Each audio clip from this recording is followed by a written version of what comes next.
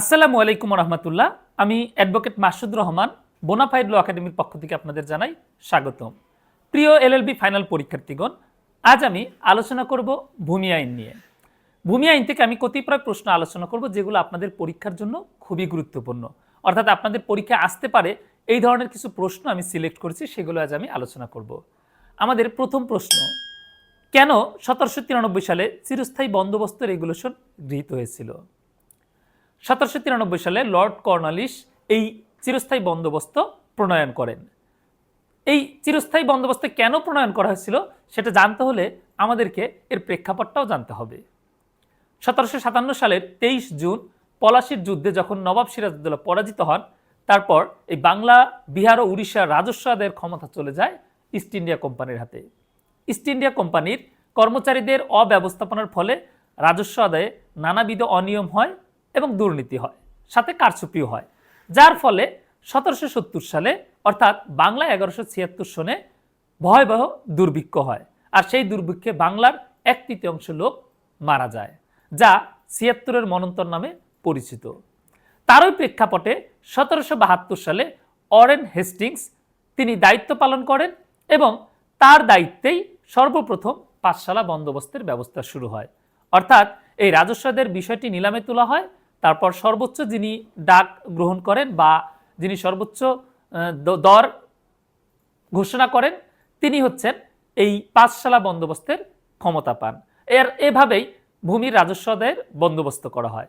কিন্তু এই পাঠশালা বন্দোবস্ত ব্যর্থতায় পর্যবসিত হয়, যার দরুন 1777 সালে আবারও এই 1 বছর অর্থাৎ বাৎসরিকভাবে রাজস্ব আদায়ের ব্যবস্থা চালু হয়। পরবর্তীতে 1790 সালে লর্ড কর্নওয়ালিস তিনি হচ্ছেন 10 সালা বন্দোবস্তের ব্যবস্থা করেন, অর্থাৎ 10 বছরের জন্য রাজস্ব আদায়ের ক্ষমতা প্রদান করা হয়। কিন্তু 1793 সালে লর্ড কর্নওয়ালিস বুঝতে পারেন যে এভাবে 10 সালা বন্দোবস্ত বাস্তবায়ন করা সম্ভব হবে না এবং এটাও ব্যর্থ হবে, যার দরুন তিনি নতুন কিছু চিন্তা করেন, অর্থাৎ ইংল্যান্ডে যে কৃষি বিপ্লব হয়েছিল সেই কৃষি বিপ্লবের বিষয়টা তিনি বাংলাতেও ঘটানোর চেষ্টা করেন। আর সেই কৃষি বিপ্লবকে উদ্দেশ্য করেই তিনি প্রণয়ন করেন চিরস্থায়ী বন্দোবস্ত। অর্থাৎ এখানে চিরস্থায়ী বন্দোবস্ত করার প্রেক্ষাপটটা হচ্ছে 5 সালা ব্যর্থ, 10 সালা ব্যর্থ, এই দুটো পরিকল্পনা ব্যর্থ হওয়ার পর এই চিরস্থায়ী বন্দোবস্তের সিদ্ধান্ত নেওয়া হয়। চিরস্থায়ী বন্দোবস্ত ভূমি ব্যবস্থাপনার ইতিহাসে সবচেয়ে গুরুত্বপূর্ণ সিদ্ধান্ত। এর ফলে পুরো ভূমি ব্যবস্থাপনায় আমূল পরিবর্তন হয়। এটা কেন পাশ করা হয়েছিল তার প্রেক্ষাপট আমরা দেখলাম, এর উদ্দেশ্যগুলো এখন আমরা দেখব।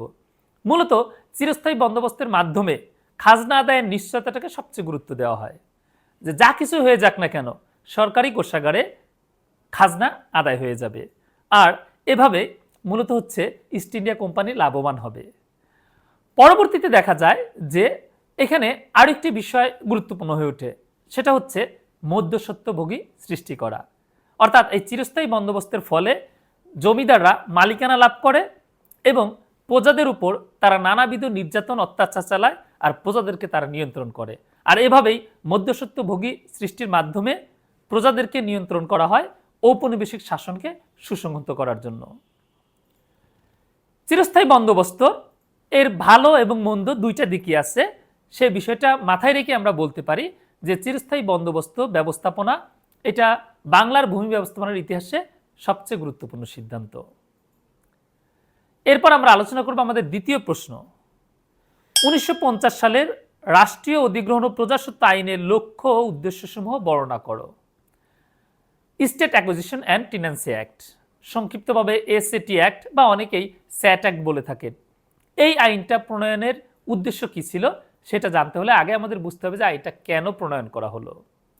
এই চিরস্থায়ী বন্দোবস্ত প্রণয়নের পর জমিদাররা যখন প্রজাদের উপর নানাবিধ অত্যাচার নির্যাতন শুরু করে এবং নানাবিধভাবে কর এবং খাজনা আদায় করে, পাশাপাশি বিভিন্ন ক্ষেত্রে দেখা যায় যে অতিরিক্ত খাজনার ভার চাপিয়ে দেয় কৃষকদের উপর, যার ফলে কৃষক এবং জমিদারদের মধ্যে একটা অসন্তোষ বিরোধ সর্বক্ষণ লেগে থাকতো। বিভিন্ন জায়গায় কৃষকরা বিদ্রোহ করে, আবার অনেক জায়গায় জমিদারের সাথে কৃষকদের সম্পর্ক ভালো না থাকার দরুন তাদের মধ্যে একটা অসন্তোষ থাকায় আপনার কৃষিতে অর্থাৎ চাষবাসে একটা বড় প্রভাব পড়ে। এভাবে নানাবিধ সমস্যার কারণে পরবর্তীতে অর্থাৎ 1938 সালে একটি কমিশন গঠন করা হয়। সেই কমিশন হচ্ছে ফ্লাউড কমিশন।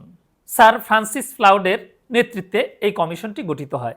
এই কমিশনের মূল উদ্দেশ্য ছিল হচ্ছে যে মূলত এই জমিদারদের সাথে যে প্রজাদের যে দ্বৈরথ বা বিরোধ এটা নিশ্চিহ্ন করা। এক্ষেত্রে এই কমিশন সুপারিশ করে যে প্রজাদেরকে সরাসরি সরকারের অধীনে নিয়ে আসা অর্থাৎ জমিদারি প্রথা বিলুপ্ত করার জন্য। 1945 সালে আরও একটি কমিশন গঠন করা হয়, সেই কমিশনও এই একই সুপারিশ করে। তারপর 1947 সালে যখন ব্রিটিশ ঔপনিবেশিক শাসনের সমাপ্তি ঘটে অর্থাৎ ভারত ও পাকিস্তান নামক আলাদা আলাদা দুটি রাষ্ট্র হয়, সেক্ষেত্রে এই পাকিস্তান রাষ্ট্রের অধীনে অর্থাৎ যখন এই বাংলা ছিল পাকিস্তান রাষ্ট্রের অধীনে তখন 1950 সালে এই আইনটি প্রণয়ন করা হয়। আর এই আইনের মূল উদ্দেশ্য ছিল হচ্ছে জমিদারি প্রথা বিলুপ্ত করা। আইনের নামের মধ্যে খেয়াল করবেন যে state acquisition and tenancy act অর্থাৎ অধিগ্রহণ ও প্রজাস্বত্ব এই দুটো বিষয় এই আইনের সবচেয়ে বেশি গুরুত্বপূর্ণ বিষয়। অধিগ্রহণের বিষয়টা কেন আসলো? মূলত এই যে জমিদাররা যেহেতু সম্পত্তির মালিক, তাহলে জমিদারদের নিকট থেকে মালিকানাটা কে অধিগ্রহণ করবে? সরকার করবে। এখন সরকার কি তাহলে সকল সম্পত্তির মালিক হয়ে যাবে? উত্তর হচ্ছে না। এই মালিকানা সরকার আবার দিবে প্রজাদের নিকট, অর্থাৎ প্রজাদের টেনেন্সি, প্রজাদের মালিকানা সৃষ্টি হবে। মধ্যস্বত্বভোগী হিসাবে জমিদারি প্রথা বিলুপ্ত, প্রজারা সম্পত্তির মালিক হয়ে গেল এবং প্রজারা সরাসরি সরকারকে খাজনা ও ভূমি উন্নয়ন কর দিবে। এছাড়াও এই আইন প্রণয়ন করার আরও কয়েকটি উদ্দেশ্য ছিল, যেমন আপনার হচ্ছে রেকর্ড বা সার্ভে, যেমন আপনার রেকর্ড অফ রাইটস যেটাকে আমরা বলি সত্যলিপি, সেটা প্রণয়ন করা। এসএ খতিয়ান বা এসএ সার্ভেটা কিন্তু এই আইনের অধীনে হয়েছিল। আবার আমরা দেখতে পাই যে এই রেকর্ড সংশোধনের বিধানটাও কিন্তু এই আইনে আছে। পাশাপাশি অগ্রক্রয়ের বিধান আছে এই আইনে, তারপর হচ্ছে সাবলেটিং নিষিদ্ধকরণ আছে। এছাড়াও ভূমি সংক্রান্ত বিষয়ে আরও কতিপয় গুরুত্বপূর্ণ বিষয় এই আইনে সন্নিবেশিত করা হয়। এলএলবি ফাইনাল পরীক্ষার্থীগণ, আমি আলোচনা করছি ভূমি আইন। ভূমি আইনের কতিপয় গুরুত্বপূর্ণ প্রশ্ন আজ আমি আলোচনা করব। আমরা ইতিমধ্যে দুটি প্রশ্ন আলোচনা করেছি, আমি আরও কয়েকটি প্রশ্ন আলোচনা করব। তার আগে আপনাদের জ্ঞাতার্থে ছোট্ট একটি নোটিশ। বোনাফাইড ল একাডেমি আপনাদের জন্য একটি কোর্সের আয়োজন করেছে, যে কোর্সের ক্লাস শুরু হবে 10 মে থেকে, আর কোর্স ফি হচ্ছে 8,000 টাকা। তবে আপনি যদি 5 মে এর মধ্যে ভর্তি হন তাহলে আপনি পাচ্ছেন দারুণ একটি সুযোগ, অর্থাৎ দারুণ একটি অফার আছে আপনার জন্য। আপনি মাত্র 5,000 টাকা দিয়ে এই কোর্সটি করতে পারবেন। এই কোর্সে ক্লাস হবে প্রায় 35টি এবং আপনাদের যতগুলো সাবজেক্ট আছে সবগুলো সাবজেক্টই কিন্তু এই 35টি ক্লাসের মধ্যে আলোচনা করা হবে। আর আপনাদের জন্য আছে আরও একটি অফার। আপনারা যদি এই কোর্সে ভর্তি হন তাহলে বোনাফাইড ল একাডেমি কর্তৃক প্রকাশিত যে হ্যান্ড নোট, সবগুলো সাবজেক্টের যে হ্যান্ড নোট, সেটা আপনারা সম্পূর্ণ ফ্রিতে পাবেন, সাথে পাচ্ছেন স্পেশাল একটি সাজেশন। তার মানে এই কোর্সে ভর্তি হলে আপনি পাচ্ছেন 35টি ক্লাস। সবগুলো ক্লাস যেহেতু অনলাইনে হবে সেহেতু সবগুলো ক্লাসই আবার রেকর্ড করা থাকবে। ক্লাসগুলো জুম মিটিংয়ের মাধ্যমে নেওয়া হবে। ক্লাসে আপনি প্রশ্ন করারও সুযোগ পাবেন, অর্থাৎ যদি কোনো পড়া আপনি বুঝতে না পারেন আপনি প্রশ্ন করতে পারবেন। আর সেই সাথে আপনি পাচ্ছেন স্পেশাল হ্যান্ড নোট। এই সব কিছুই পাচ্ছেন আপনি মাত্র 5,000 টাকায় যদি আপনি 5 মে এর মধ্যে ভর্তি হন। কারণ আমাদের রেগুলার কোর্স ফি হচ্ছে 8,000 টাকা। সেখান থেকে আমরা দারুণ একটি অফার দিয়েছি। যারা ইচ্ছুক তারা ক্যাপশনে যে মোবাইল নাম্বার আছে সেই নম্বরে যোগাযোগ করে ভর্তি হতে পারবেন। এলএলবি ফাইনাল পরীক্ষার্থীগণ, আমি আলোচনা করছি ভূমি আইন। ভূমি আইন অনেকের কাছে কঠিন মনে হয়, কিন্তু এই আইনটি যদি আপনি খুব ভালোভাবে বুঝে শুনে পড়েন তাহলে দেখবেন যে এই আইনটি কিন্তু ততটাও কঠিন না যতটা সবাই মনে করে। তো আমি দুটো প্রশ্ন আলোচনা করেছি, আশা করি আপনারা বুঝতে পেরেছেন। আর এখন আমি আলোচনা করব আমাদের তৃতীয় প্রশ্ন। চিরস্থায়ী বন্দোবস্ত ব্যবস্থা ছিল ভূসম্পত্তির অধিকারী অভিজাত শ্রেণীর আভিজাত্যের ম্যাগনা কার্টা। পক্ষান্তরে রাষ্ট্রীয় অধিগ্রহণ ও প্রজাস্বত্ব আইন ছিল কৃষক প্রজাদের জন্য ম্যাগনা কার্টা স্বরূপ। এই উক্তির সত্যতা কতখানি? আপনার জবাবের যৌক্তিকতা প্রদর্শন করুন। প্রথমে আমরা একটু ধারণা নিব ম্যাগনা কার্টা সম্পর্কে। ইংল্যান্ডে এই যে ম্যাগনা কার্টার যে বিষয়টা, এটা হচ্ছে জনসাধারণের অধিকারের দলিল।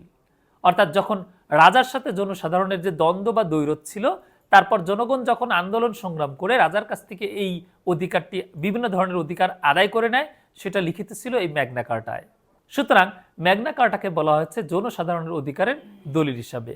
আর এজন্যই এই ম্যাগনা কার্টা অনেক জায়গায় বিভিন্নভাবে অভিহিত হয়ে থাকে। আমরা দুটো বিষয়ের কথা জানলাম, একটা হচ্ছে চিরস্থায়ী বন্দোবস্ত আর একটা হচ্ছে আপনার state acquisition and tenancy act.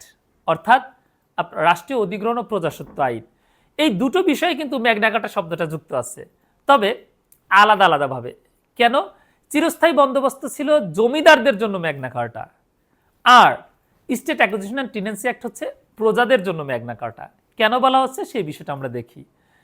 জমিদারদের জন্য চিরস্থায়ী বন্দোবস্ত ম্যাগনা কার্টা ছিল এই কারণে যে এর মাধ্যমে জমিদাররা আপনার হচ্ছে জমির মালিকানা অর্জন করে। শুধু তাই না, এর মাধ্যমে বংশানুক্রমিকভাবেও মালিকানা অর্জনের অধিকার অর্জন করে। তার মানে হচ্ছে আপনার নির্দিষ্ট রাজস্ব আদায় করার মাধ্যমে বা নির্দিষ্ট রাজস্ব প্রদানের মাধ্যমে বংশানুভাবেই জমিদারের যারা উত্তরাধিকারী তারাও জমিদার হবে, অর্থাৎ তারাও জমির মালিকানা লাভ করবে। আবার এই চিরস্থায়ী বন্দোবস্তের মাধ্যমে খাজনা নির্ধারণের ক্ষেত্রেও জমিদারদেরকে ক্ষমতা দেওয়া হয়, অর্থাৎ বিভিন্নভাবে জমিদারদেরকে বিভিন্ন সুযোগ দেওয়া হয় যাতে তারা কি করতে পারে, খাজনা বৃদ্ধি করতে পারে। আর এই যে খাজনা আদায়ের ক্ষেত্রে কঠোর হওয়ার সুযোগও কিন্তু এই চিরস্থায়ী বন্দোবস্তের মধ্যে ছিল। আর এক্ষেত্রে আপনার ঘূর্ণিঝড় হোক, জলোচ্ছ্বাস হোক, প্রাকৃতিক দুর্যোগ হোক, যা কিছুই হোক, জমির খাজনা জমিদার আদায় করবেই। এই যে অধিকার, অর্থাৎ এই যে খাজনা মওকুফের বিধান না রাখা, এগুলো কিন্তু জমিদারদের জন্য এটা ছিল হচ্ছে ভালো দিক, অর্থাৎ জমিদারদের জন্য ছিল এগুলো সুবিধা ভোগের দিক। তো যার দরুন এই চিরস্থায়ী বন্দোবস্তের ব্যবস্থা এটা জমিদারদের জন্যই কি ছিল, আপনার উন্নতিকরণের একটা ব্যবস্থা ছিল। এখানে এই যে মধ্যস্বত্ব ভোগী সৃষ্টি করার আরও একটা উদ্দেশ্য ছিল, যে মধ্যস্বত্ব ভোগী সৃষ্টি করার মাধ্যমে প্রজাদেরকে শাসন করা। আর এটা কার মাধ্যমে করা হচ্ছে? জমিদারদের মাধ্যমে। সুতরাং জমিদাররা যখন জমির মালিকও হয়ে যাচ্ছে, প্রজাদের শাসন করতে পারছে এবং সেই সাথে তারা বিত্তশালী হয়ে উঠছে। আর এই কারণেই বলা হয় যে চিরস্থায়ী বন্দোবস্ত হচ্ছে জমিদারদের জন্য ম্যাগনা কার্টা। পক্ষান্তরে 1950 সালে যখন রাষ্ট্র অধিগ্রহণ ও প্রজাস্বত্ব আইন পাশ হয়, তখন এই জমিদারি প্রথা বিলুপ্ত হয়ে যায়, অর্থাৎ জমিদারদের যে জমিদারত্ব সেটা আর থাকে না, যার দরুন প্রজারা হয়ে যায় জমির মালিক। জমিদাররা যারা জমির মালিক ছিল তারা তাদের মালিকানা হারায়, প্রজারা জমির মালিক হয়ে যায় এবং প্রজারা সরাসরি সরকারের অধীনে হয়ে যায় এবং প্রজারা সরাসরি সরকারকে আপনার হচ্ছে এই খাজনা, ভূমি উন্নয়ন করে, এগুলো প্রদান করে। শুধু তাই না, এই প্রজারা তখন সম্পত্তির মালিক হয়ে সেই সম্পত্তি তারা স্বাধীন মতো ভোগ করতে পারে এবং বিক্রয় করতে পারে, দান করতে পারে।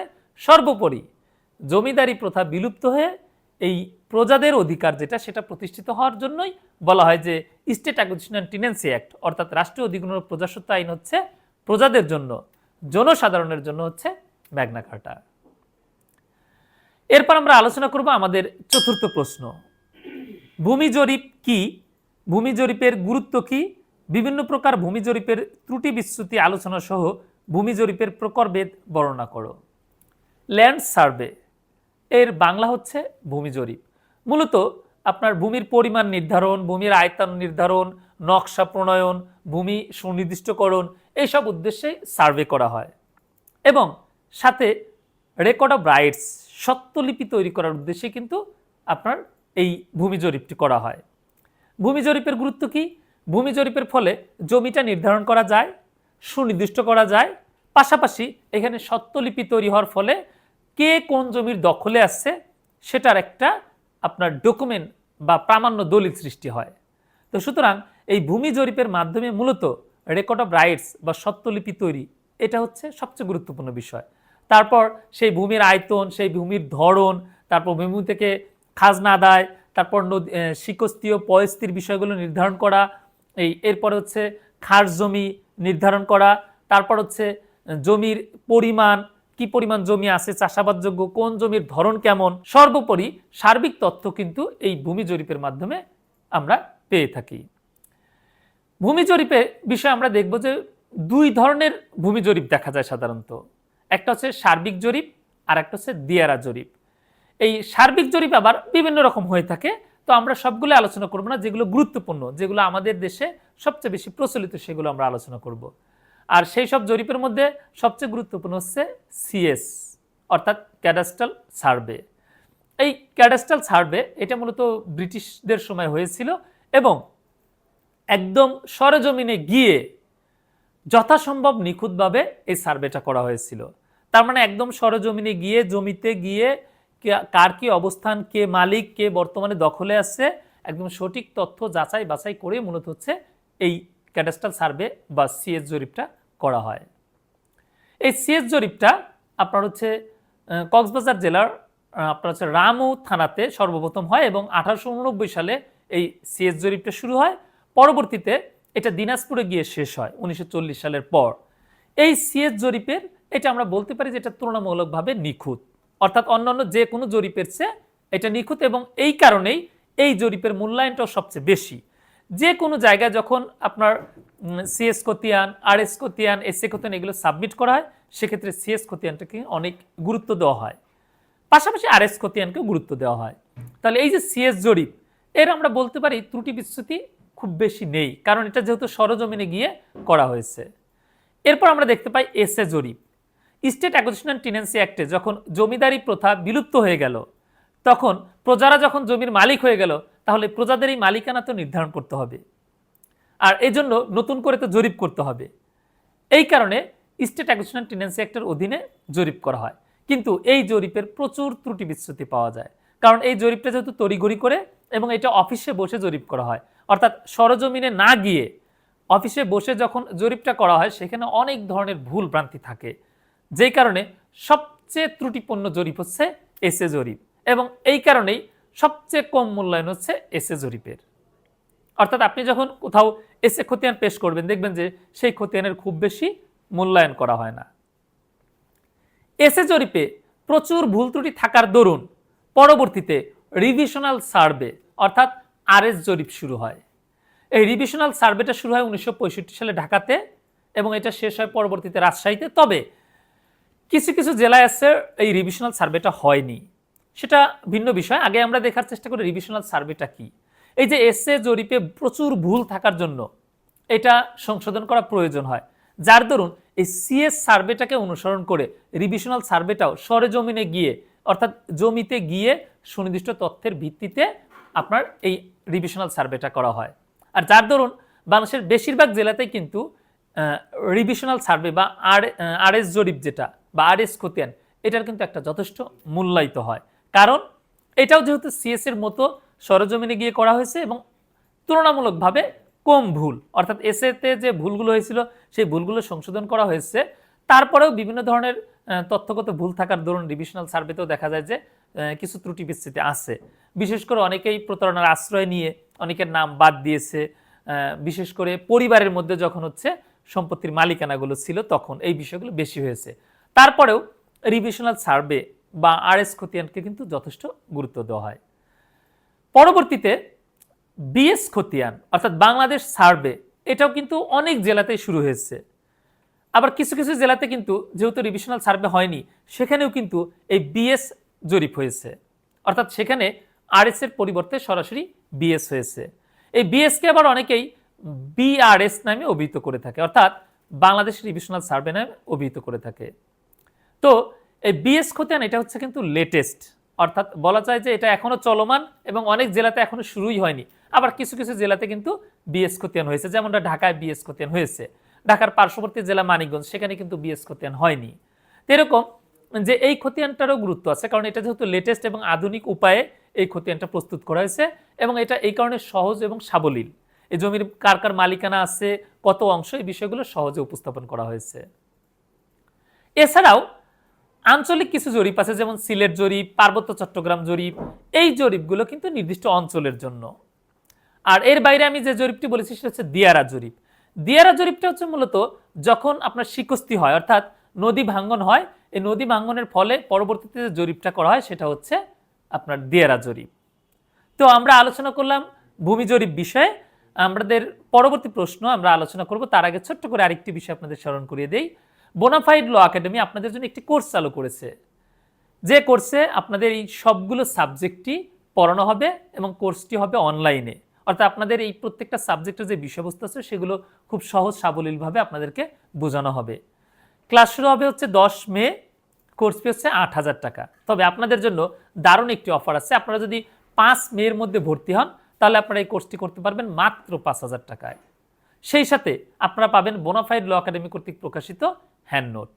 আবার আপনি যদি এই কোর্সে ভর্তি না হন, আপনি যদি চান যে শুধু হ্যান্ড নোটটি সংগ্রহ করবেন সাজেশন সহ, তাহলেও আপনি সেটা পারবেন। অর্থাৎ শুধু হ্যান্ড নোট ও সাজেশন সংগ্রহ করতে চাইলেও আপনারা ক্যাপশনে যে মোবাইল নাম্বার আছে সেই নাম্বারে যোগাযোগ করে মাত্র 1250 টাকা দিয়ে আপনারা এই হ্যান্ড নোটটি সংগ্রহ করতে পারবেন। যারা আমাদের কোর্সে ভর্তি হতে ইচ্ছুক তাদের জ্ঞাতার্থে আরেকটি বিষয় বলে রাখি, ক্লাস হবে অনলাইনে, সবগুলো ক্লাস জুম মিটিংয়ের মাধ্যমে হবে এবং সবগুলো ক্লাসই রেকর্ড করা থাকবে। আপনি যদি কোনো কারণে ক্লাস মিস করেন সেক্ষেত্রে আপনি ওই রেকর্ডিংগুলো বারবার শুনতে পারবেন। আর ক্লাসগুলো যেহেতু রাতের বেলা হবে, সুতরাং আপনার অফিস টাইমের বাইরে হয় আপনি কিন্তু চাইলে ক্লাসে প্রতিনিয়ত অংশগ্রহণ করতে পারবেন। সর্বমোট 35টি ক্লাস হবে আর এই ক্লাসের মাধ্যমে এই বিষয়গুলো আপনাদেরকে, অর্থাৎ আপনাদের যতগুলো সাবজেক্ট আছে সবগুলো সাবজেক্টে আপনাদের ভালোভাবে পড়ানো হবে। এলএলবি ফাইনাল পরীক্ষার্থীগণ, আমি আলোচনা করব 5 নম্বর প্রশ্ন, শিকস্তীয় পয়স্তি কি, প্রাসঙ্গিক বিধান উল্লেখপূর্বক আলোচনা করুন। শিকস্তীয় পয়স্তি এই শব্দদ্বয় খুবই প্রচলিত, আপনারা অনেকে হয়তো এই শব্দদ্বয় শুনে থাকবেন। শিকস্তি হচ্ছে ডিলুভিয়ান আর পয়স্তি হচ্ছে অ্যালোভিয়ান। আর এই ডিলুভিয়ান অ্যালোভিয়ান বা শিকস্তি পয়স্তি শব্দদ্বয় যখনই আপনার মাথায় আসবে, স্বাভাবিকভাবে যে দৃশ্যটা আপনার চোখের সামনে ভেসে ওঠে সেটা হচ্ছে হয় নদী ভাঙ্গন অথবা চর জেগে ওঠা। নদীমাতৃক বাংলাদেশ, আমরা সবাই জানি যে বাংলাদেশ হচ্ছে নদীমাতৃক দেশ। আমাদের দেশে 250টিরও বেশি নদী আছে। আর এই নদী ধর্ম হচ্ছে ভাঙ্গা গড়ার খেলা। এই কারণেই বলা হয় নদীর এপার ভাঙ্গে ওপার গড়ে। আবার এই নদী ভাঙ্গনের যে দুর্বিষহ অবস্থা সেটা বোঝানোর জন্য গ্রাম বাংলা একটা প্রচলিত প্রবাদ আছে, ঘর পড়লে ভিটা থাকে কিন্তু নদীতে ভাঙলে কিছুই থাকে না। এখন এই যে নদীতে ভাঙলে যে কিছুই থাকে না, এটা কি সত্য? হ্যাঁ, এটা এক দৃষ্টিতে সত্য। তবে নদীতে যে আপনার জমি ভেঙে গেলে আপনি চিরস্থায়ীভাবে যে আপনার যে অধিকার সেটা বিলুপ্ত হয়ে যাবে, বিষয়টি কিন্তু তেমন না। যেহেতু আমি বলেছি যে নদী হচ্ছে ভাঙ্গা গড়ার খেলা, এপার ভাঙলে ওপার গড়বে, এই এপার ভাঙলে ওপার যখন গড়বে তখনই কিন্তু ওই বিষয়টায় চলে আসবে যে শিকস্তি ও পয়স্তি। তো আমরা সেটা বোঝার চেষ্টা করি। শিকস্তি হচ্ছে আপনার নদী ভাঙ্গন, অর্থাৎ আপনার জমি নদীতে বিলীন হয়ে যাবে। আর এই যখন নদীতে জমিটি বিলীন হয়ে গেল তখন সেটাকে হচ্ছে বলা হবে শিকস্তি অর্থাৎ ডিলুভিয়ান। আর সেই নদীতে যখন আবার চর জাগবে, চর জেগে আপনার তখন কি হবে, নদীতে যদি চর জাগে কত বছরের মধ্যে, 30 বছরের মধ্যে, তখন কিন্তু আপনার যে অধিকার ছিল, সত্য ছিল, সেটা কিন্তু বিলুপ্ত হবে না। আর এটাই হচ্ছে এই আইনে বলা আছে। কোন আইন? State acquisition and tenancy act, অর্থাৎ রাষ্ট্রীয় অধিগ্রহণ ও প্রজাস্বত্ব আইনের 86 ধারাতে এটা বলা আছে যে যদি শিকস্তি হয়ে যায়, নদী ভাঙ্গনের ফলে আপনার হচ্ছে জমি যদি নদীতে বিলীন হয়ে যায়, সেক্ষেত্রে শর্ত হচ্ছে 30 বছরের মধ্যে যদি আবার সেখানে চর জাগে, তাহলে এই নদী ভাঙ্গনের সময় যার কি ছিল, রাইটস ছিল, অধিকার ছিল, তার অধিকারটাই বলবৎ থাকবে। তবে এক্ষেত্রে কিছু প্রক্রিয়া আছে। নদী শিকস্তি হলে আপনার প্রথম করণীয় হচ্ছে রাজস্ব কর্মকর্তার নিকট আবেদন করা যে আপনার যে ভূমি যেটা নদীতে বিলীন হয়েছে সেটার খাজনা হ্রাস করার জন্য অথবা মওকুফ করার জন্য। এটা হচ্ছে আপনাকে আবেদন করতে হবে। রাজস্ব কর্মকর্তা তার ক্ষমতা বলে এটা হ্রাস করতে পারে অথবা মওকুফ করে দিতে পারে। পরবর্তীতে যখন এই যে চর জাগবে তখন সেটা কিন্তু আবার কালেক্টরকে জানাতে হবে। কালেক্টর আবার সেই সম্পত্তি যার যার মালিকানা অনুসারে বন্টন করে দিবেন। এটা হচ্ছে স্বাভাবিকভাবে যদি 30 বছরের মধ্যে চর জাগে, এটা হচ্ছে সাধারণভাবে নিয়ম। কিন্তু পয়স্তির ক্ষেত্রে আমরা দেখতে পাই যে যা ছিল নদী, অর্থাৎ যা ব্যক্তি মালিকানার সম্পত্তি ছিল না, যেটা সরকারি মালিকানা ছিল, অর্থাৎ নদী ছিল যা, সেই নদীতে যদি অনেক সময় চর জাগে তাহলে কি হবে? সেই নদীতে যদি এরকম হয় যে পলি পড়ে, অর্থাৎ সেটা যদি ভরাট হয়ে যায় এবং ভূমির সাথে যদি যুক্ত হয়ে যায়, এই যে ভূমি যে বৃদ্ধি পেল, এক্ষেত্রে পয়স্তি অনুসারে এই যার জমির সাথে এটা বৃদ্ধি পেল সে সেটার মালিকানা অর্জন করবে। এই শিকস্তি আর পয়স্তি অনেকের জন্য একটু জটিল হয়ে যায়, আমি খুব সহজভাবে উদাহরণ দেওয়ার চেষ্টা করছি। পয়স্তির বিষয়টা হচ্ছে আপনার জমি আছে স্থলভাগে, সেই জমির সাথে নদী আছে, সেই নদী দীর্ঘকাল যাবৎ বয়ে চলছে, অর্থাৎ সেই নদীতে আপনার হচ্ছে কারো কোনো মালিকানা নেই, যেহেতু সেটা নদী এবং হয়তো 100 বছর ধরে সেটা নদী অথবা 50 বছর ধরে সেটা নদী। সেই নদীতে যদি কোনো কারণে পলি জমে, মাটি জমে, সেটা যদি ভূমির সাথে যুক্ত হয়ে যায়, তাহলে যার ভূমির সাথে যুক্ত হলো সে ওই সম্পত্তির মালিক হয়ে যাবে। এটাকে বলে রিফরমেশন ইন সিটু, অর্থাৎ স্বস্থানে পুনঃ উদ্ভব।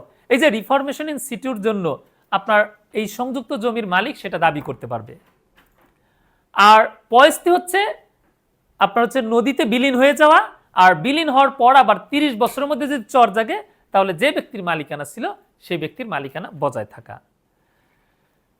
আপনার এই বিষয়টি আলোচনা করা হয়েছে রাষ্ট্রীয় অধিগ্রহণ ও প্রজাস্বত্ব আইনের 86 ধারায় ও 87 ধারায়, অর্থাৎ 86 ধারায় আছে পয়স্তি আর 87 ধারায় আছে শিকস্তি। এরপর আমরা আলোচনা করব আমাদের শেষ প্রশ্ন। আমাদের শেষ প্রশ্নটি হচ্ছে রাষ্ট্রীয় অধিগ্রহণ ও প্রজাস্বত্ব আইন 1950-এর অধীন আপিল, রিভিশন এবং রিভিউ সংক্রান্ত বিধানাবলী আলোচনা করুন। এসব ক্ষেত্রে তামাদির সময়সীমা কি? রাষ্ট্রীয় অধিগ্রহণ ও প্রজাস্বত্ব আইনের 147 ধারাতে আপিলের বিধান আছে। 147 ধারা অনুযায়ী আপনার রাজস্ব কর্মকর্তার সিদ্ধান্তের বিরুদ্ধে আপিল দায়ের করা যাবে কালেক্টরের নিকট, আর কালেক্টরের সিদ্ধান্তের বিরুদ্ধে আপিল দায়ের করা যাবে বিভাগীয় কমিশনারের নিকট, আর বিভাগীয় কমিশনারের আদেশের বিরুদ্ধে আপিল দায়ের করা যাবে ভূমি প্রশাসন বোর্ডের নিকট। এই ক্ষেত্রে তামাদি মেয়াদ উল্লেখ করা আছে 148 ধারায়। 148 ধারাতে বলা হয়েছে যে কালেক্টরের নিকট আপিল দায়ের করা যাবে 30 দিনের মধ্যে, বিভাগীয় কমিশনারের নিকট আপিল দায়ের করা যাবে 60 দিনের মধ্যে, আর ভূমি প্রশাসন বোর্ডের নিকট আপিল দায়ের করা যাবে 90 দিনের মধ্যে। তার মানে 147-এ যে আপিলের বিধান করেছে সেই আপিলের সময়সীমাটা আছে 148 ধারায়। আর 149 ধারাতে রিভিশনের বিধান করা হয়েছে। আপিলের পাশাপাশি রিভিশনের অধিকারও থাকবে। সেক্ষেত্রে তামাদির মেয়াদটা একটু ভিন্ন।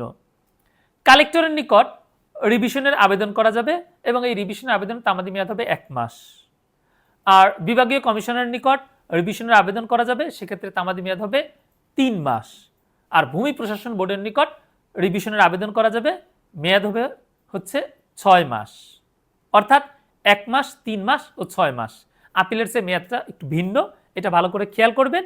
আর 150 ধারায় বলা হচ্ছে রিভিউর কথা, অর্থাৎ রাজস্ব কর্মকর্তার সিদ্ধান্ত রিভিউর আবেদন করার মাধ্যমে আপনার রাজস্ব কর্মকর্তা নিজের সিদ্ধান্ত কি করতে পারে, রিভিউ করতে পারে।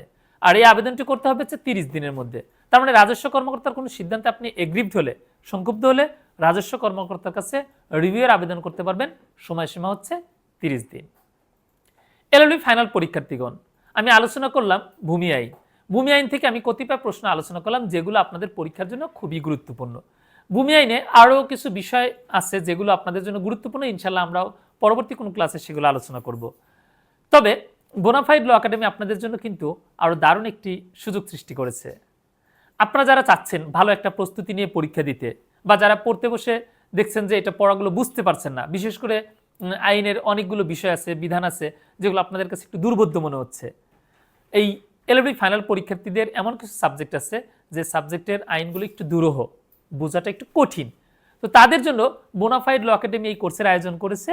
এই সবগুলো সাবজেক্টই আমরা এই কোর্সে পড়াবো। ক্লাসগুলো হবে অনলাইনে জুম মিটিংয়ের মাধ্যমে। সবগুলো ক্লাস কিন্তু রেকর্ড করা থাকবে, আপনি ক্লাস মিস করলেও আপনি বারবার শুনতে পারবেন পরবর্তীতে। আর ক্লাসগুলো হবে রাতের বেলা, যার দরুন আপনার ক্লাস করতে কোনো অসুবিধা হবে না। সর্বমোট 35টি ক্লাস হবে, আর ক্লাস শুরু হবে 10 মে। তবে বোনাফাইড ল একাডেমি আপনাদের জন্য দিয়েছে একটি দারুণ অফার। আপনারা যদি 5 মের মধ্যে ভর্তি হন তাহলে আপনারা মাত্র 5,000 টাকা দিয়ে এই কোর্সটি করতে পারবেন। আমাদের কোর্স ফি হচ্ছে 8,000 টাকা, কিন্তু 5 মের মধ্যে ভর্তি হলে আপনারা মাত্র 5,000 টাকা এই কোর্সটি করতে পারবেন। আর এই কোর্সে ভর্তি হলে আপনারা পাচ্ছেন বোনাফাইড ল একাডেমি কর্তৃক প্রকাশিত যে হ্যান্ডনোট, সেটা সম্পূর্ণ ফ্রি। তার মানে এই কোর্সে থাকছে 35টি ক্লাস, সবগুলো ক্লাসের রেকর্ড, স্পেশাল হ্যান্ডনোট। সবগুলো সাবজেক্ট যেহেতু আপনাদের পড়ানো হবে, সুতরাং আপনাদের পূর্ণাঙ্গ প্রস্তুতি হয়ে যাবে। পাশাপাশি আপনারা যদি এটা মনে করেন যে আপনারা কোর্সটি করবেন না, কিন্তু লেকচার শিটটি অর্থাৎ হ্যান্ডনোটটি আপনারা সংগ্রহ করতে চাচ্ছেন, তাহলে ক্যাপশনে যে মোবাইল নাম্বার আছে সেই নম্বরে যোগাযোগ করে মাত্র 1250 টাকা দিয়ে আপনারা আমাদের এই হ্যান্ডনোট ও সাজেশনটি সংগ্রহ করতে পারবেন। তাহলে আজ এই পর্যন্তই। ভালো থাকবেন সবাই। আল্লাহ হাফেজ।